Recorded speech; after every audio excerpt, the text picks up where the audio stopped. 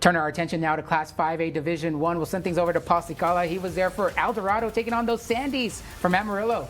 That's right, my friend. Could this be the year that El Dorado High School advances to the next round of the postseason? The Aztecs got to host a home game tonight thanks to winning 9 of their 10 games this regular season, but they'd have to get by Amarillo High School as El Dorado would have revenge on its mind. Why's that? Well, last year when the teams played in November, Amarillo blew out the El Dorado Aztecs 45-14. And one thing that I've always admired about the Socorro Independent School District is how they have so many amazing volunteers. And here are the band booster volunteers. As the pride of the Empire, El Dorado Marching Band would rile up the crowd. And the Aztecs would trail 21-7 when we got to the game, but El Dorado made it interesting as Jadarius Sanders takes the kickoff to the 47-yard line. Now still in the second quarter, and Ryan Estrada is no Nestle quick, but he is Speedy Gonzalez. Ándale, ándale, ándale, ándale. He is gone with the win. Pew, pew, pew. The Aztecs were trying to hang close, still down by 4 touchdowns in the first half. Then the defense steps it up. How about Jose Bustamante busting out with a big hit as El Dorado would get the ball right back. What a hit. 20. And after that, trickery for El Dorado. Ryan Estrada takes the pitch for Bryson Booth, and he'd be looking for Jadarius Sanders all alone. Simon!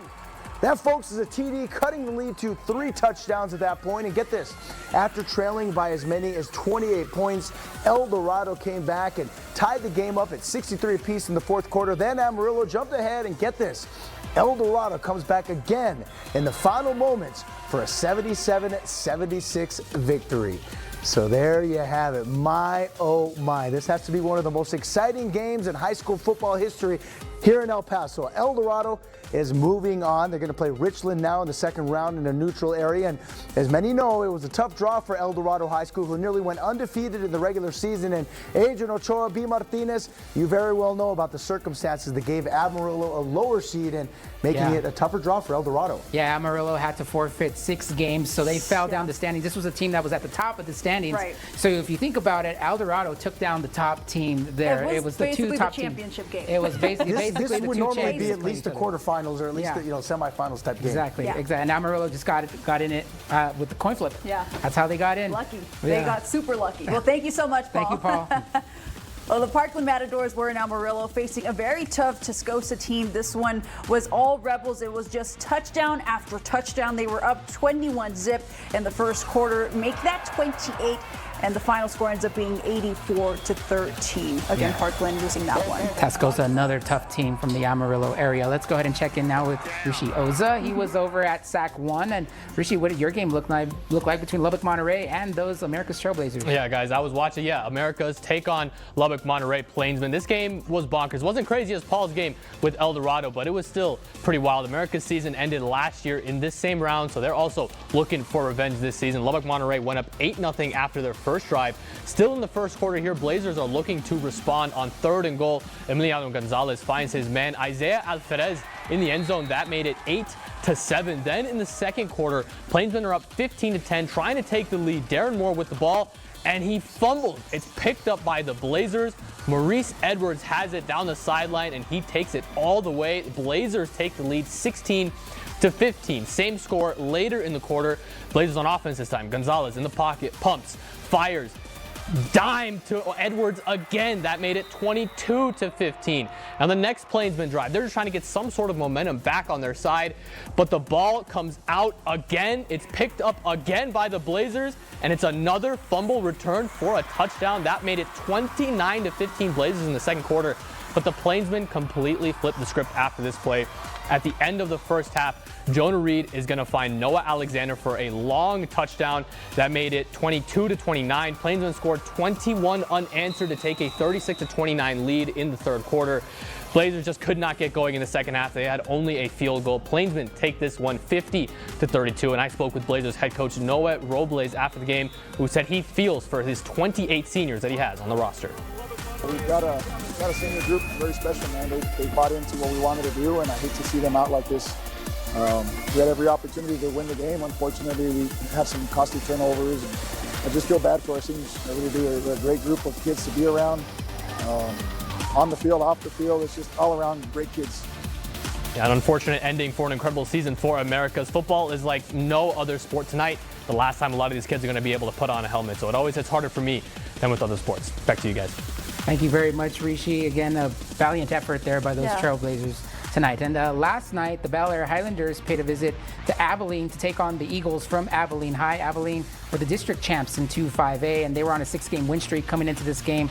And to go ahead and make that a 7-game win streak, because the Eagles had no problems last night with the Highlanders putting up 84 points in last night's game. 84-25 was the final. And in Class 4A, Riverside falls to Dumas, 83-35. Austin falls to Canyon Randall. That's a shutout, 49-zip. And then in Class 3, Anthony falls to to Wall. Wall, okay. To Wall High School, yeah. To Wall High School, 77-zip. Interesting high school names that we've got. Yeah, Wall, and then there's also a Wink High School. Yeah, and Melissa, as we learned today. Yeah, right. Over in the land of enchantment at the Field of Dreams, the Las Cruces Bulldogs are fighting to advance to the semifinals against the Los Lunas Tigers. The Tigers running back Martin Cordova is going to run it in all in Bulldog territory here, but here comes the Dogs. On 4th down, quarterback Gunnar Guardiola going to hand it off to Francisco Winikoff for the touchdown. And check this out. Los Lunas has possession here, but Hunter Pamerter is at the right place, right time for the pick 6 for Las Cruces. Huge play there for the Bulldogs. And here comes another one, Guardiola. Going to connect with Winikoff, and he's going to win the foot race, taking it to the house as the Tigers were able to strike once more, but it wasn't enough. As the Bulldogs win it 49-29 to remain perfect with an 11-0 record. They advance to the semifinals, where they'll play the winner of tomorrow's game between Centennial and La Cueva, which will be played at the Field of Dreams at 1 p.m. That is right. Yeah, that's going to be a fun one. I'll be at that one for sure. Well, the Chaparral Lobos are in the Class 4A quarterfinals tonight. They played host to the Moriarty Peaches. There we go. Yeah. Fun one for the Lobos. They took it 42-41 in overtime, so big time win there for Chaparral. Yeah, Chaparral just continues to impress this season. Meantime, we've got our word of the week coming up tonight. Yeah, we do. So that was the other game of the week. We actually mixed it up a little bit. It was the Friendship Football Managers going up against Eastwood Athletic Training Crew. It was a quick one, but not mad at it for it being our final word of the week. Go ahead and check it out. It is our final war of the week for this 2025 season. Now, first, I'm going to introduce the team to the left of me. This is our first out-of-city team here.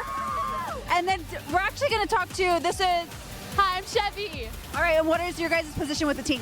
We're football managers, and we film for their practices. All right. Okay, and then to the right of me, we have the Eastwood Troopers.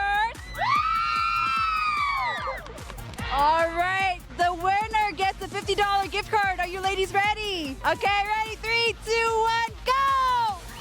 We're going based on the red. Oh, and it's Eastwood! That was a quick one! Eastwood! Eastwood claims the final war of the week. Congratulations, ladies! A clean sweep. Yeah, exactly. Yeah. We love it. They win the war of the week, and then they win the game to advance to the playoffs, so we love it. Love it. And coming up after the break, it's our final Zach's Dance Splits. Right. Zach actually going to be joining us up right after the break. You don't want to miss it.